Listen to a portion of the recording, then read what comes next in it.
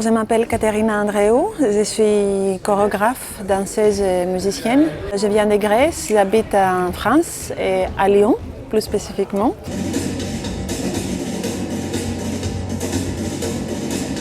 Dans ce triptyque, il y a une sorte d'avancement dans la nuit, si je peux le dire comme ça. Notre pièce avec l'opéra We Need Silence arrive en dernière. C'est vraiment la pièce la plus longue en durée et peut-être la plus percussive au niveau de sonorité aussi et au niveau de physicalité.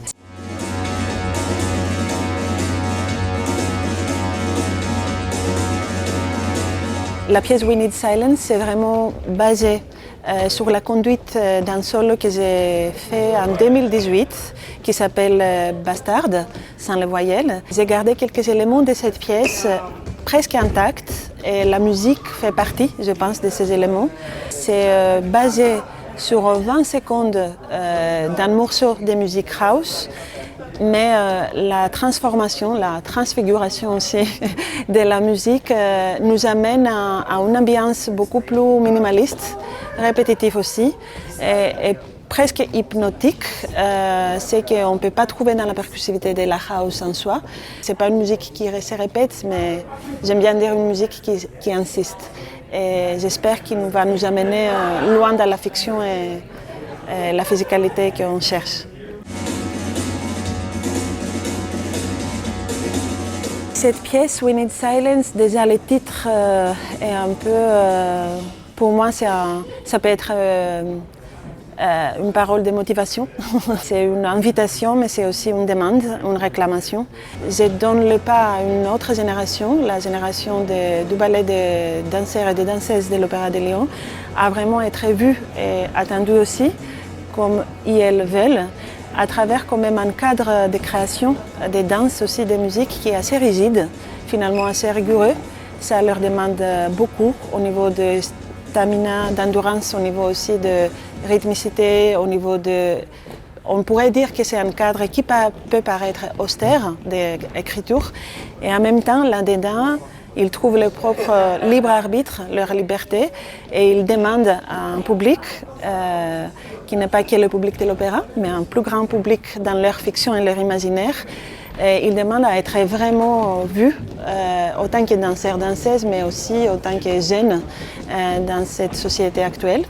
Et je pense qu'il y a toujours cette question de cette finesse entre ces seuils en fait, que je travaille, ces contrastes que je peux aussi travailler dans mes pièces, de voir quelque chose qui peut être intense physiquement et en même temps très sensible au niveau émotionnel, très doux aussi, très tendre. Et cette intensité aussi peut amener à une sorte de célébration, presque d'un désespoir ou d'une colère qui devient presque joie.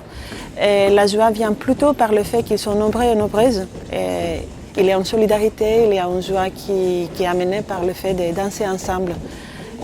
Ça génère, ça régénère et ils insistent ensemble. Du coup, il y a une émotion qui sort comme une lutte commune, même si peut-être nos objectifs ne sont pas identiques. Mais moi, ça me touche beaucoup de voir ces jeunes performeurs et performeuses insister, chacun et chacune de leur côté.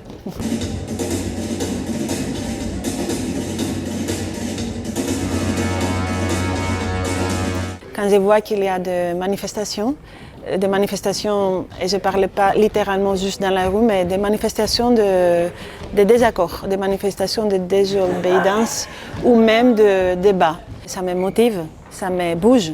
Il y a aussi un effet physique. Je trouve que c'est quelque chose qui est important, que ça existe encore, sinon on oublie beaucoup de projets d'avenir, surtout pour la jeune génération. Et je pense que c'est un mouvement physique, tout d'abord.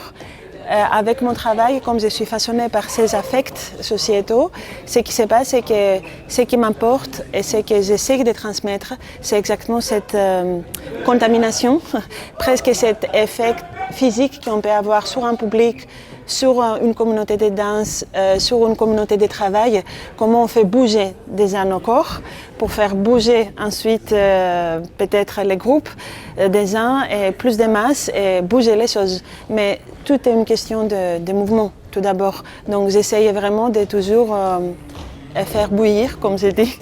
On bouillonne toujours au niveau affectif, mais au niveau aussi physique.